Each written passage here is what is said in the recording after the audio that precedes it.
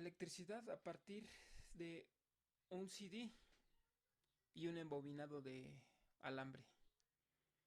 Podríamos pensar que se trata de un efecto de inducción electromagnética. En este caso, podríamos estar aprovechando el embobinado de cobre y con una inducción con movimiento de un imán generar una electricidad. Sin embargo, no tiene ninguna propiedad magnética. Además de que en este arreglo no hay movimiento del disco. Por tanto, podemos descartar que no se trata de inducción electromagnética. Otra posibilidad es que nos estemos encontrando con dos materiales de diferente tipo, con dos metales, al que se le aplica una diferencia de temperatura y por tanto se genera una pequeña corriente eléctrica. Eso, por ejemplo, ocurre en el caso de un termopar y se puede utilizar, por ejemplo, para el caso de termómetros, etcétera.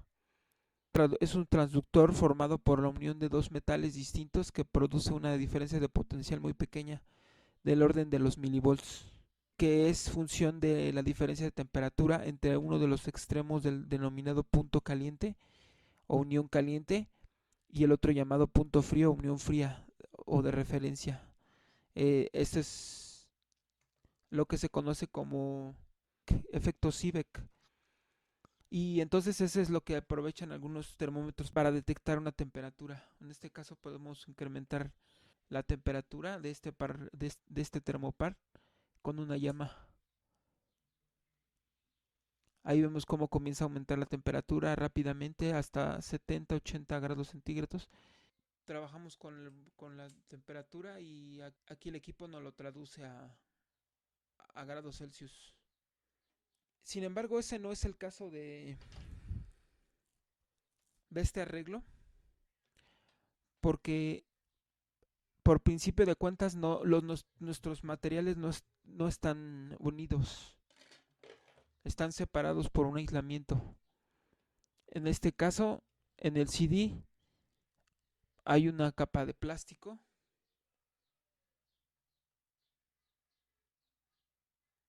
y también tiene aislamiento el cable.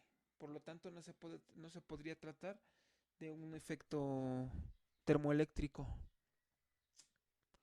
Y finalmente nuestra última posibilidad es que se trate de del voltaje producido por una celda. Aquí tenemos una celda fotovoltaica y podemos ver que a pesar de que en un día nublado hay poca luz, el voltaje aumenta si inclinamos la placa hacia la luz.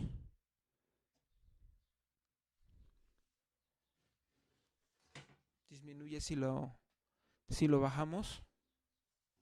Disminuye totalmente si le tapamos la luz. O casi totalmente si le tapamos la luz. Sin embargo, en este arreglo, para que una celda fotovoltaica sea capaz de funcionar, necesitamos que tenga ciertos materiales. En este caso, el efecto fotoeléctrico consiste en la emisión de electrones por un material al incidir sobre él una radiación electromagnética.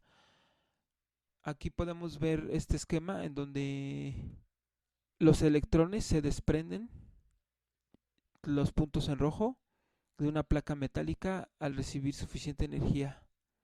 Energía transferida desde los fotones incidentes, desde estos fotones que vendría siendo estas líneas onduladas. Básicamente los fotones entran y provocan un desprendimiento de electrones en los materiales. En este caso, material semiconductor. En el caso de este arreglo, la cuestión es que ni siquiera tenemos un material semiconductor. ni tampoco están unidos el conductor y el material del que está compuesto el CD. Podemos encontrar que un CD está constituido de aluminio. Puede haber variaciones en la composición de los materiales empleados en la fabricación de los discos, todos siguen un mismo patrón. Los discos compactos se hacen de un disco grueso de 1.2 milímetros de policarbonato de plástico al que se le añade una capa reflectante de aluminio. Entonces, cuando mucho, esto quizás se pueda utilizar como un conductor.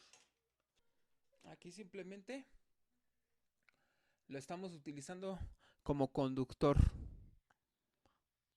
Para lograr que un dispositivo como este funcione, simplemente hay que hacer trampa. Tenemos una pequeña pila conectada a este foco LED.